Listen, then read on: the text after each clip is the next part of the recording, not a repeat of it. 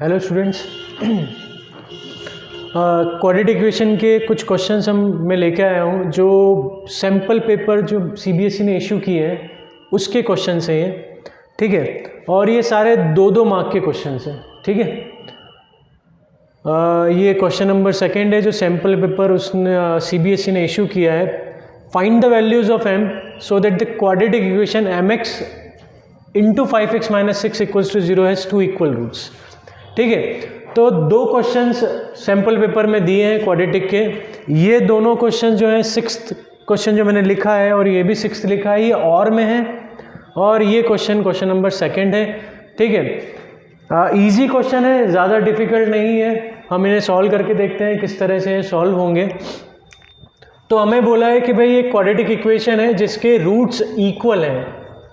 हम बात कर तुम लोगों को पता होगा कि इक्वल रूट्स का डिस्क्रिमिनेंट क्या होता है, 0 होता है। इक्वल रूट्स का क्या होता है, डिस्क्रिमिनेंट 0। और मैंने अपने एक वीडियो में जहां मैंने क्वाड्रेटिक फॉर्मूला बताया था उसमें मैं डिस्क्रिमिनेंट पे बात कर चुका हूं कि डिस्क्रिमिनेंट होता क्या है और उससे नेचर ऑफ रूट कैसे निकाला जाता है। तो उन्होंने बोला है कि इसके रूट्स इक्वल हैं, तो सिंपल सी बात है, इसका डिस्क्रिमिनेंट क्या होगा, 0 होगा। अभी मुझे ये क्वाड्रेटिक इक्वेशन में दिखाई नहीं दे रही है। पहले मैं क्या करूँगा, इसे क्वाड्रेटिक इक्वेशन में कन्वर्ट करूँगा mx का अंदर इंटू करके। तो x into x x square हो जाएगा और 5 इंटू m 5m, तो ये हो गया 5m x स्क्वायर और -6 इंटू 5mx ये हो जाएगा 6mx इज इक्वल्स टू 0, ठीक है। अब ये हमारी क्वाड्रेटिक इक्वेशन बन गई। हम a लिख लेते हैं। a क्या होगा हमारा, a होगा हमारा 5m, b हमारा होगा -6m और c हमारा 0। क्योंकि यहाँ कोई कांस्टेंट टर्म हमें मिल नहीं रही है, हमें x की टर्म मिल रही है, x स्क्वायर की मिल रही है, कांस्टेंट टर्म नहीं है तो वो 0 होगा। हम लिखेंगे since roots are equal therefore d b square minus 4ac 0 होगा। तो b स्क्वायर मीन्स -6m का स्क्वायर -4, a की वैल्यू 5m और c की वैल्यू 0, ठीक है।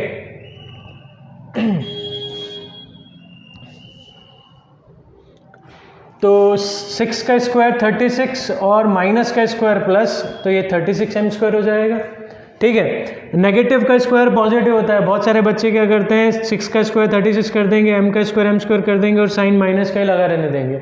बिल्कुल गलत है। माइनस का भी स्क्वायर होगा, या हम इसको -6 मान के चले तो नेगेटिव का स्क्वायर पॉजिटिव होता है, 36m square. 4 into 5m into 0 क्या हो जाएगा, 0। तो 36m square minus 0 equals to 0, 36m square is equals to 0 means m square क्या हो जाएगा, 0। 36 0 के डिवाइड में जाएगा तो 0 हो जाएगा और हमें m की वैल्यू क्या मिल रही है, स्क्वायर रूट लेने पे 0, ठीक है। तो m की वैल्यू 0, अगर m 0 हो गया, m अगर 0 हो गया तो हमारी क्वाड्रेटिक इक्वेशन ही नहीं बचेगी, ठीक है ना, क्योंकि यहाँ m x स्क्वायर के साथ में आ रहा है, ठीक है। तो हम लिखेंगे no values of m, no values of m for which quadratic equation has equal roots, ठीक है। क्योंकि अगर मैंने m को 0 कर दिया तो m 0 हुआ तो x स्क्वायर इंटू 0 0 हो जाएगा और x इंटू 0 0 0 इक्वल्स टू क्या हो जाएगा, 0, ठीक है। मतलब क्वाड्रेटिक ही नहीं रहेगी, और क्वाड्रेटिक नहीं रहेगी तो फिर हम रूट्स किसके निकालेंगे। तो m की वैल्यू 0 आ रही है जो पॉसिबल नहीं है, विच इज़ नॉट पॉसिबल, ठीक है। Since m equals to 0 is not possible, ये लिखना पड़ेगा इधर। हम पहले हमारा जो वीडियो था, सबसे पहला वीडियो जिसमें मैंने क्वाड्रेटिक इक्वेशन होती क्या बताया था, तो उसमें हमने नेसेसरी कंडीशन क्या लिखी थी कि कोफिशिएंट ऑफ x स्क्वायर 0 नहीं होना चाहिए। यहाँ m is the coefficient of x square, वो 0 आ रहा है जो कि पॉसिबल नहीं है, इसलिए कोई भी m की वैल्यू नहीं होगी जिसके लिए इक्वल रूट्स आएंगे। अगला क्वेश्चन है 9x square minus 6px plus p square minus q square is equals to 0।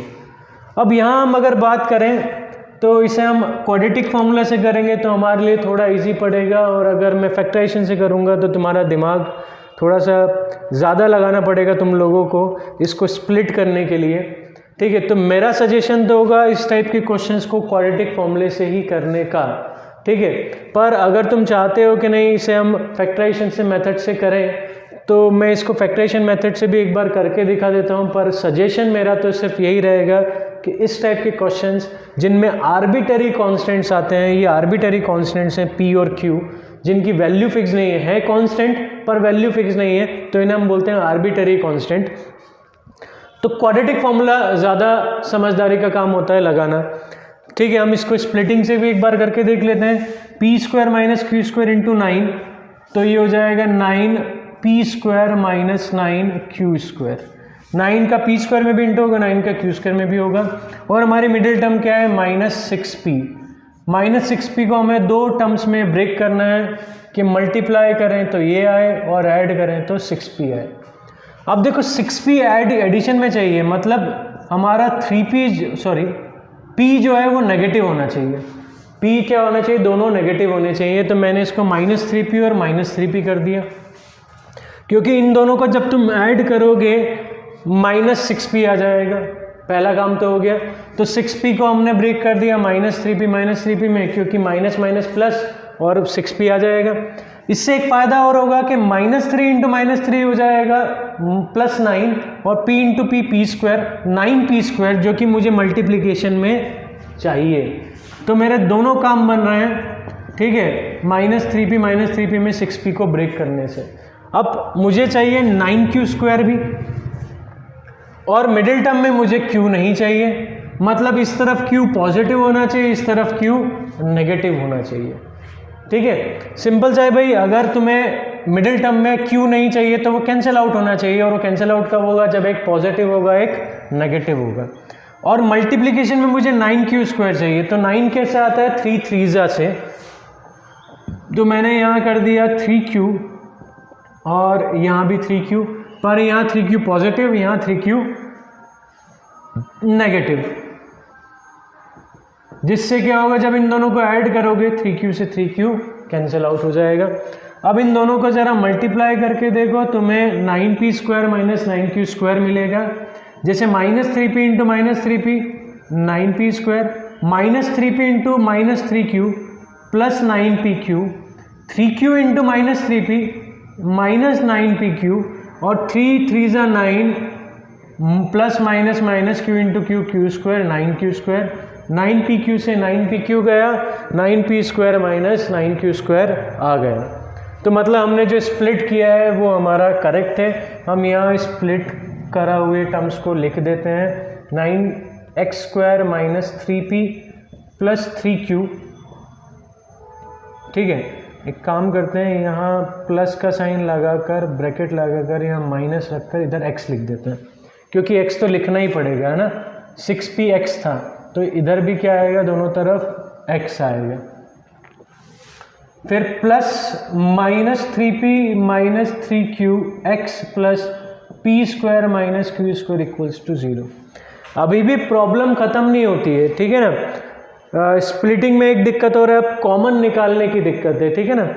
तो इसलिए मैं सजेस्ट करता हूँ कि इन क्वेश्चंस को क्वाड्रेटिक फॉर्मूले से किए जाएं, क्योंकि अभी भी यहाँ थोड़ी सी प्रॉब्लम तुम लोगों को आएगी कॉमन निकालने में।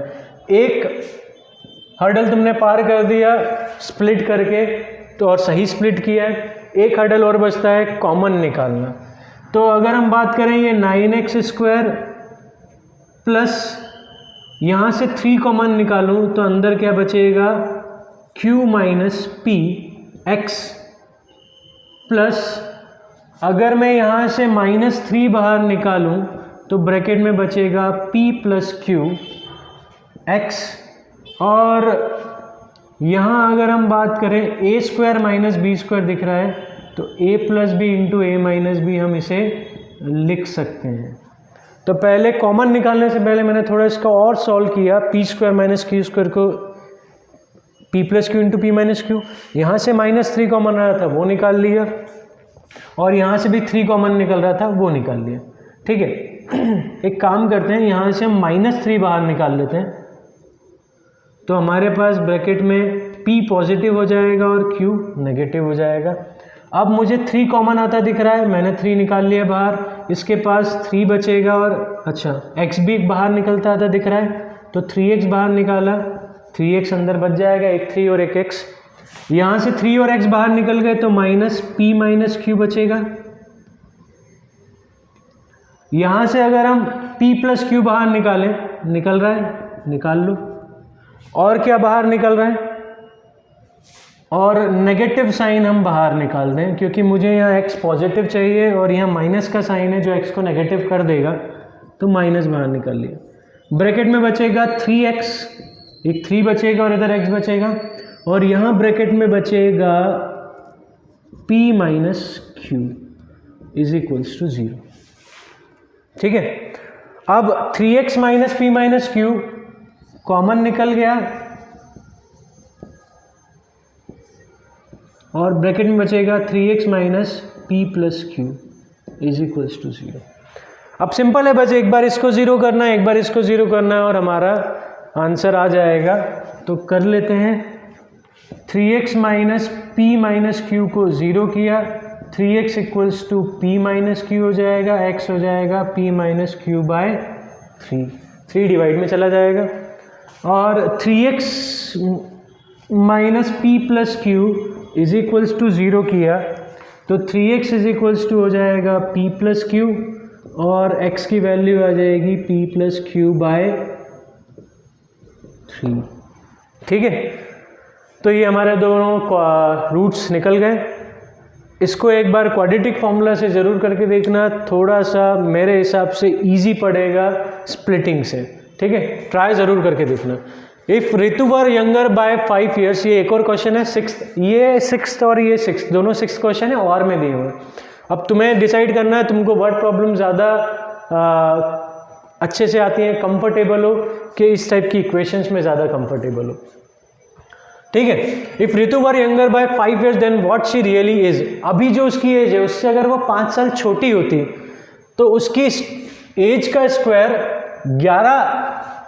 11 more than 5 times is present age. ठीक है, एक काम करते हैं, पहले तो what is her present age हम मान लेते हैं, इसकी प्रेजेंट एज कितनी है। Let the present age of Ritu be x। ठीक है, सबसे पहला काम तो यही करना है, जो पूछा है उसको x मान लो। अब उसने बोला है कि अगर वो 5 साल छोटी होती तो age of Ritu if she was if she 5 years younger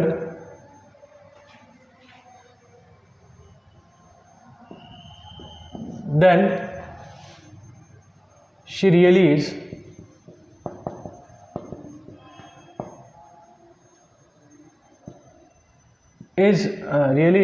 x plus 5 years, sorry x minus 5। ठीक है, देन रियली इससे अच्छा हम लिख देते हैं then its present age is x minus 5 years। ठीक है ना, तो अगर रितु 5 साल यंगर होती है अपनी प्रेजेंट एज से, तो अब कितनी एज हो जाती है उसकी, x माइनस 5, 5 साल छोटी करना है ना, तो 5 साल माइनस कर दो। अब वो बोल रहा है देन मीन, तो स्क्वायर ऑफ हर एज, तो 5 साल अगर छोटी हो जाती तो उसका स्क्वायर करेंगे, उस एज का हम क्या करेंगे, स्क्वायर। तो 5 साल छोटी अगर हो गई तो एज हो जाएगी x माइनस 5, उसका हम क्या करेंगे, स्क्वायर कर दिया, square. Then the square of her age, तो स्क्वायर ऑफ हर एज कर दिया, वुड हैव बीन मतलब इक्वल्स टू 11 मोर देन मतलब 11 plus, 11 more than means 11 plus, तो 11 लेस देन मीन्स 11 माइनस, ये माइनस 11। ठीक है, sorry, 5 times her present age. 5 times का मतलब होता है मल्टीप्लाई, 5 टाइम्स का means multiply, her present age कितनी है x, तो 5x, 5 इंटू एक्स। 5x। तो स्क्वायर ऑफ हर एज, कौन सी एज, अगर वो 5 साल छोटी होती तो जो एज रहेगी उसकी, उसका स्क्वायर इज 11 मोर देन, मतलब 11 plus 5 times means 5 into its present age means x। अब यहाँ a माइनस बी का whole square, a square plus b square minus 2ab और 11 प्लस 5x हो जाएगा। X square plus 25 minus 10x, 2 5 10 into x 10x, 11 plus 5x। अब सबको एक तरफ लाएं तो x square minus 10x, 5x इधर आएगा तो minus 5x plus 25 minus 11 is equals to 0। तो x square minus 15x plus 14 is equals to क्या हो जाएगा 0। 25 माइनस 11 14। अब इसको स्प्लिट कर देते हैं, तो 15 को स्प्लिट करना है इस तरह से कि मल्टीप्लाई करें तो 14 और 14x square, 14 into x square 14x square, और एडिशन करें तो माइनस 15x। तो हमने 14 का एलसीएम लिया, 2 7 14, 7 और 2, यहाँ 7 और 2 स्प्लिट नहीं हो रहा है, ठीक है, क्योंकि 7 प्लस 2 3 बाई 15, हाँ तो 7 और 2 स्प्लिट हो जाएगा, सॉरी 14 को डिवाइड करें 2 7 7 1 और 1 भी तो एक फैक्टर होता है, 1 1 तो 2 7 14, 14 प्लस 1 15, ठीक है। तो इसको 14 और 1 लिख सकते हैं, यहाँ x लिखा और यहाँ x लिखा और दोनों में माइनस साइन लगा दिया, क्योंकि माइनस माइनस होता प्लस है, पर साइन माइनस का आता है और हमें माइनस साइन ही चाहिए, तो माइनस 14x और माइनस 1x माइनस 15 हो जाएगा। और इनका जब हम प्रोडक्ट करेंगे तो हमें मिल जाएगा 14x स्क्वायर, क्योंकि माइनस माइनस होता है plus x into x x square. तो मैं थोड़ा सा भूल गया था कि भाई 1 भी एक फैक्टर होता है, ठीक है। तो इस तरह की गलतियां हो जाती हैं, दिमाग एकदम चलता नहीं है कभी कभार जल्दीबाजी में, ठीक है। तो 1 भी एक फैक्टर होता है, तो 1 को भी हम ले सकते हैं फैक्टर्स में स्प्लिट करने में। तो 2 7 14 और 1, 14 प्लस 1 15 होता है, दोनों नेगेटिव लेंगे तो ये हो गया x square minus 14x, minus 1x लिखने का मतलब नहीं है, x से लिखेंगे, प्लस 14 इज इक्वल्स टू 0। इन दोनों में से x कॉमन आ रहा है, इसके पास एक x बचेगा और इसके पास 14। यहाँ मुझे x पॉजिटिव चाहिए तो ये माइनस साइन में कॉमन निकालूंगा, x पॉजिटिव हो जाएगा। कुछ भी कॉमन ना निकले तो 1 निकालो, यहाँ 1 लिख दो, 14 नेगेटिव हो जाएगा। x माइनस 1 और x minus 14 is equals to 0, क्योंकि x माइनस 14 कॉमन होगा तो x माइनस 1 ब्रैकेट के अंदर बचेगा। अब x माइनस 1 को 0 करें तो x की वैल्यू 1 और x माइनस 14 को 0 करें तो x की वैल्यू 14 ईयर्स। आंसर कौन सा होगा? 14 ईयर 1 नहीं होगा, क्योंकि 5 साल अगर यंगर होती तो ये कंडीशन थी। अगर वो मान लो उसकी प्रेजेंट एज 1 साल है तो 5 साल यंगर मतलब वो पैदा ही नहीं हुई है, ठीक है ना।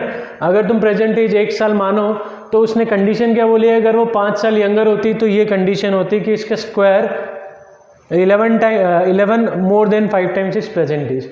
तो अगर वो 1 साल की है प्रेजेंट एज तो 5 साल पहले तो वो पैदा ही नहीं हुई, तो फिर वो कंडीशन बन ही नहीं सकती। तो आंसर क्या होगा? 14, जिससे 5 साल पहले वो 9 ईयर की होगी, ठीक है ना। तो ये कंडीशन जो दी हुई है वो 14 सेटिस्फाई कर रहा है, 1 सेटिस्फाई नहीं कर रहा है, इसलिए 1 आंसर नहीं है।